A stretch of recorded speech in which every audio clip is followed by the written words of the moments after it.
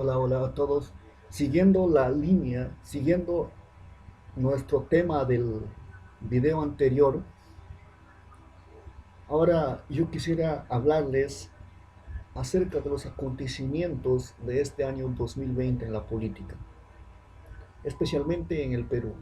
En el Perú, desde mucho tiempo, el populismo ha marcado una parte principal, ya sea de los discursos, de las actividades y de las organizaciones políticas en general. ¿Saben por qué? Porque nosotros los peruanos estamos más interesados en la forma en que nos dicen las cosas, pintándonos todo tipo de pajaritos de diferentes colores, que en lo que realmente nos dicen.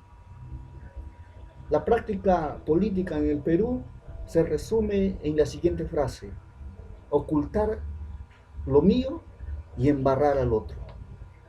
Así de simple, embarras al otro, desentierras a otro, saca los trapitos al aire del otro y tú lo ocultas lo suyo. Eso se ha revelado nítidamente, no solamente en este gobierno, sino desde hace muchos años. Eso es realmente hacer política, ¿no?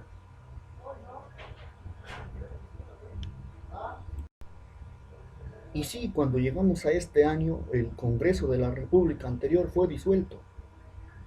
Iniciamos haciendo elecciones para elegir a aquellas personas que nos iban a representar. Lo que no sabíamos es que muchos de aquellos personajes que llegaron ya debiendo muchos favores y como embajadores de aquellos candidatos a la presidencia de la República.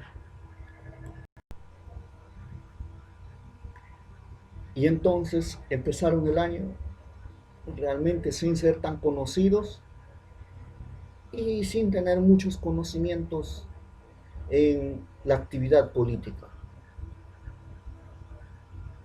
Y cuando muchos de esos que no tenían actividad política ni experiencia llegaron como embajadores de los candidatos, se corre el error de equivocaciones y realmente no podemos juzgar al Congreso por las equivocaciones que cometen, las torpezas que han hecho. Después, Martín Vizcarra, durante la pandemia, empezó a tomar medidas un poco raras, que beneficiaban al pueblo, sí, en algún sentido sí beneficiaron, pero también habían escándalos de supuesta corrupción. Y se empezó a dar dinero y a dar dinero por un lado y por otro lado, que algunas veces necesario, algunas veces innecesario, algunas veces benefició a los más vulnerables y algunas veces no. Pero eso le valió que Martín Vizcarra llegue a una aprobación de 70, casi a 80% de aprobación a nivel nacional. Entonces el Congreso, de aquellos congresistas que hasta ese momento no decían ni fu ni fa, se ganaron el pase y entonces dijeron, pues como nosotros no tenemos incidencia de gasto, no podemos influenciar en el gasto del tesoro público, tenemos derecho a eso, podemos crear alguna ley que beneficie también. Lo importante no es tanto que beneficie, ¿no? Lo importante es que nos aprueben las leyes, sin importar de que esté bien hecha, no sé. Y entonces vino la ley de ONP, la ley de AFP, la ley de las cuentas bancarias, del congelamiento. ¿Y eso benefician a los peruanos? Sí, en algún sentido benefician. Pero lo cierto es que el gran economista, el señor economista de Luna, yo le diría que me diga en la cara pelada cómo es y de dónde aprendió que se puede recuperar la economía, que se puede, digamos, desarrollar o incrementar el PBI dando regalos. ¿Qué país del mundo, señor Luna, se hizo rico dando regalos? Ningún país, señor. Y yo les preguntaría una vez más a esas personas, después que ustedes salgan del gobierno y Martín Vizcarra se va y no le vaca, ¿qué harán los de la ONP? ¿Se quedarán sin jubilación? Los que realmente retiren sus fondos, ¿qué harán? ¿A ustedes eso no les importa o sí? ¿Qué harán los de la AFP? Y eso es el problema. El problema del populista es que nunca te da soluciones contundentes y definitivas. Siempre te dará soluciones para que hagan que tú dependas de esa persona. Y así se asegura tu apoyo para siempre. Yendo con los acontecimientos, Martín Vizcarra siguió en la línea de embarrar al otro y ocultar lo suyo.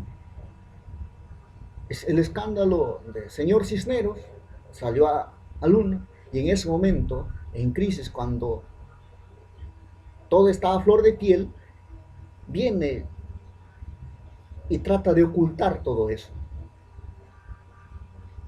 Yo no estoy diciendo que Martín Vizcarra sea culpable, eso lo definirá la justicia. Pero el asunto es que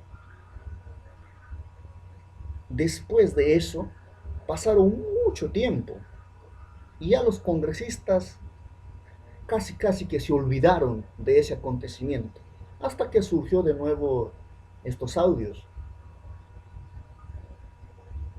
Y claro, la anticorrupción fue muy popular en su momento, con Martín Vizcarra.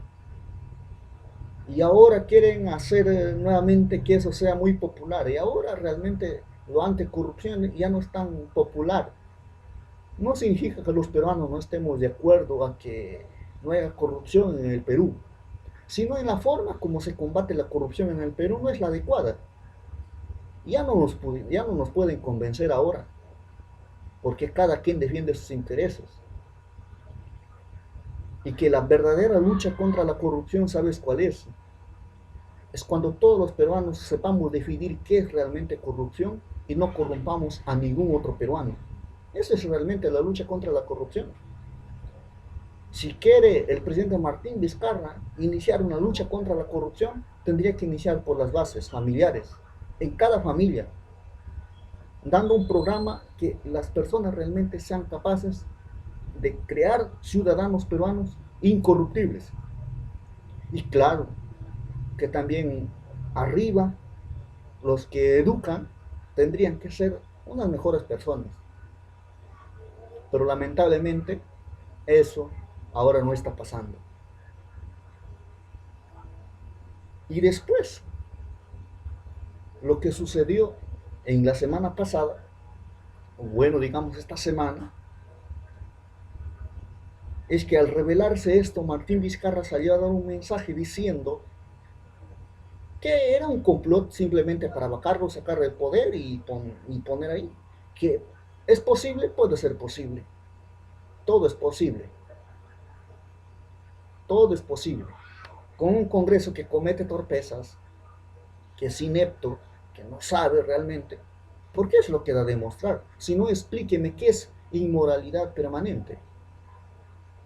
Porque es la única cláusula que están utilizando, creo, para vacar al presidente. Explíqueme, por favor, qué es eso. Explíqueme, por favor, cómo es que dando regalitos se puede recuperar una economía.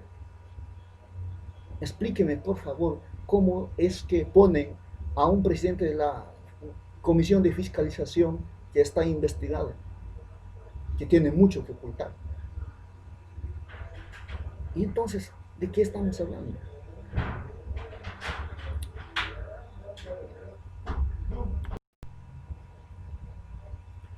Y ahora ustedes se estarán preguntando, ¿van a vacar realmente a Martín Vizcarra? Y yo diría, bueno, depende. ¿Por qué depende? Depende de los tweets que aparezcan mañana. Depende de los comentarios en Facebook. Y depende de las opiniones vertidas en los canales de televisión. ¿Por qué? Porque así de simple.